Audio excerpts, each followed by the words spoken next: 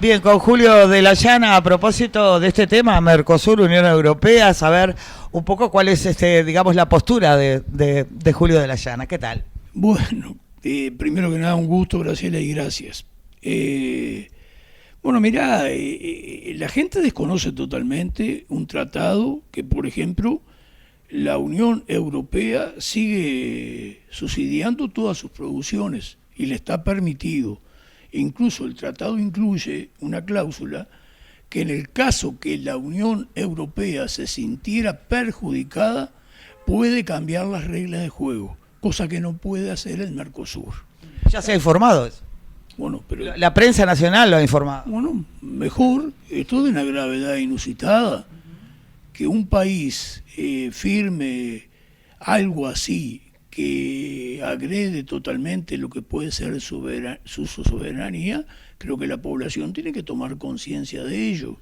El país está a la espera de la resolución del Tribunal Europeo, porque esto ha pasado a un tribunal, ¿no? No, Los parlamentarios ya no lo pasado, esto pasó a un tribunal. no, el tribunal es porque dentro de Europa hay sectores productivos, especialmente relacionados con el campo, que están en desacuerdo con este acuerdo. No porque ahora lo vaya a perjudicar, pero con gran perspicacia los productores rurales saben el peligro que esto puede implicar de futuro, porque ellos no están en condiciones de competir con la producción agraria que venga del Mercosur.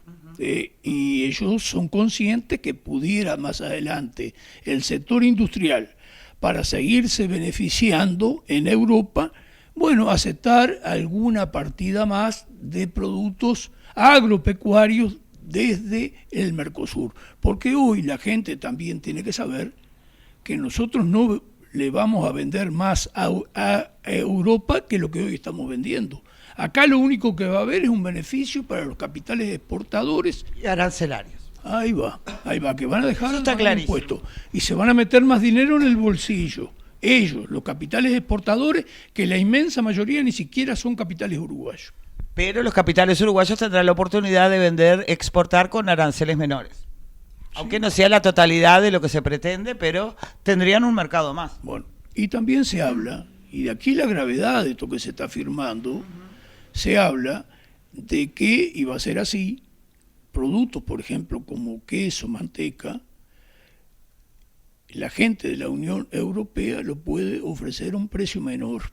Esto habla del peligro de que Brasil le compre a los capitales europeos y deje de comprarle, por ejemplo, a Conaprole. Esto puede significar de futuro perder 2.500 puestos de trabajo que más o menos hay en Conaprole, más todo lo referido a la lechería que abastece a Conaprole. Entonces, es de una gravedad inusitada lo que se está haciendo. Yo creo que hay que entender que, a no ser los dos diputados de Identidad Soberana, el resto del Parlamento acompaña una cuestión de esta que es realmente una entrega de soberanía y va a significar de futuro una pérdida de más puestos de trabajo para el país. Ahí es donde nosotros tenemos claro la necesidad de tener proteccionismo. Los países, cada país tiene que defender su producción local y especialmente tener industria. Y esto es la firma de un tratado desindustrializador para el Mercosur. Incluso Brasil no va a competir con la industria europea, que es 4 veces superior el capital industrial europeo que todo el Mercosur junto. Y cuando tú te obligas a competir, triunfa el que tiene más capital, el que es más fuerte. Porque estos son estos tratados. Entonces sí tiene que tener conciencia nuestra gente que estamos votando gente que ni siquiera defiende la soberanía del país. Estamos votando mayoritariamente.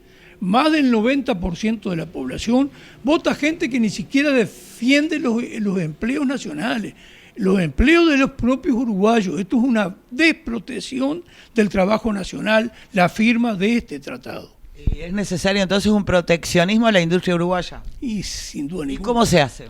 Y se hace porque usted establece que determinados productos no ingresan al país, que usted los va a producir acá. Y acá hay que enfrentar mucha mentira instalada, Graciela. ¿Cómo cuáles? Una de ellas, que el mercado nuestro es chico. Es una enorme mentira. y no puedo abarcar todos los temas que las industrias abarcan. Pero, por ejemplo, acá hasta el año 1990, que no habían firmado ningún tratado de libre comercio, Uruguay tenía 450.000 puestos industriales, a los cuales nosotros pensamos que puede volver. Hoy hay solo 160.000. Firmado el Tratado del Mercosur, se perdieron en 10 años de los 450.000 que había hasta el año 1990, 170.000 puestos industriales. Hoy tenemos 160.000 con miras a seguir disminuyendo. El mercado interno nuestro es chico. Resulta que los uruguayos hace ya como 7, 8 años que compran más de 50.000 kilómetros por año, pero mucho más que eso. Nosotros nos hemos tomado la molestia, incluso recurriendo a la inteligencia artificial, que no creemos en ella, pero sí sabemos, digamos, controlarla y ver la seriedad de lo que nos acompaña y nos afirma, que con 70, 80 millones de dólares se hace toda una industria del automóvil acá en el país, se compra todo lo que es necesario para instalarla y fabricaríamos 20.000 kilómetros por año. Esa sería una de las industrias, no la única. Hay que volver al vidrio para evitar toda la polución y todas las enfermedades que hoy está causando el plástico a la población. Si habrá temas para hablar. Entonces, el proteccionismo se impone ahora. La gente, más del 90% está votando a gente que no defiende los intereses nacionales ni populares. Defiende los intereses que ni siquiera son los intereses de nuestros grandes capitales.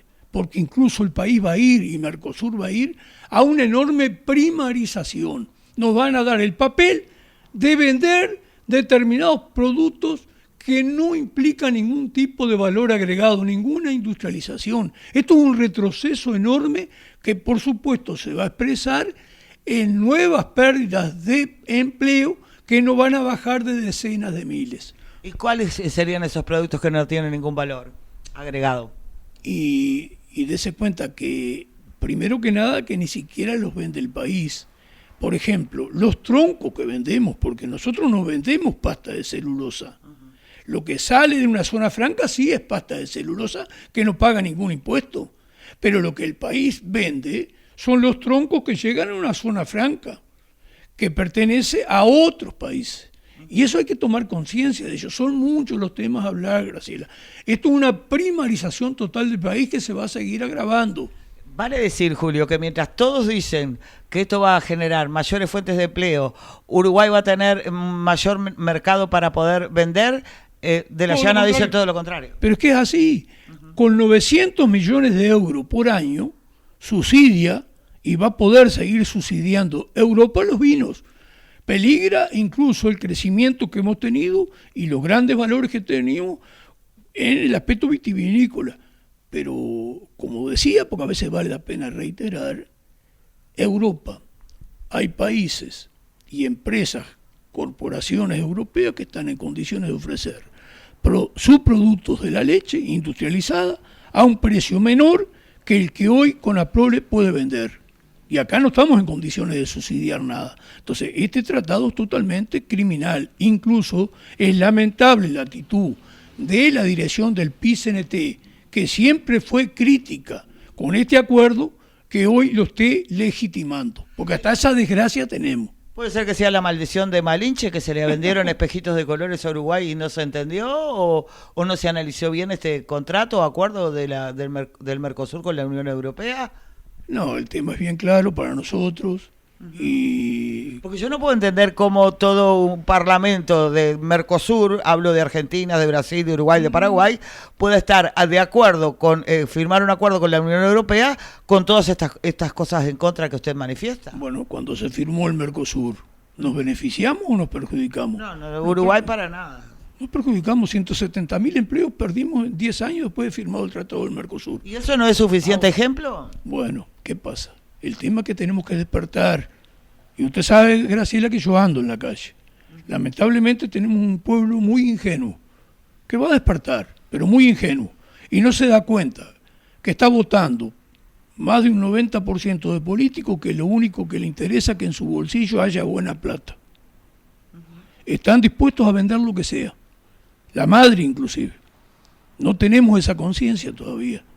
de que en realidad gente con el cual nosotros ponemos el corazoncito, porque eso lo entendemos, ¿me entiendes?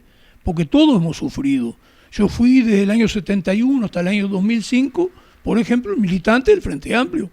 Y bueno, nosotros decimos que esta es la nueva derecha, es decir, estos son los nuevos políticos vendidos que se suman con gran respeto hacia el votante de base, no importa de qué partido, que todavía no entiende que estos gobernantes que él vota no están para defender ni los intereses nacionales y menos los intereses de nuestro pueblo. Julio de la Llana, como siempre, muy amable. La amable eres tú, Graciela, y enormemente agradecido por este espacio. Bueno, vale la pena para debatirlo, ¿no? Bueno, pero fundamentalmente con quienes toman las acciones en concreto, ¿no? Está abierto. Porque el pueblo no va a decidir nada. Ahí metiste una palabra y me quedaron miles de cosas sin hablar, porque incluso este tratado permite que vengan capitales extranjeros a ser parte de la sociedad anónima de las empresas públicas. Pero ahí metiste un gran tema que yo no entiendo por qué la gente no acepta un debate de un pobre individuo como yo que no tiene título alguno. Gracias, Julio. Gracias a ti. Hasta ahí la palabra de Julio de la Llana en torno a este acuerdo criminal, así lo ha sostenido, del Mercosur con la Unión Europea. Gracias.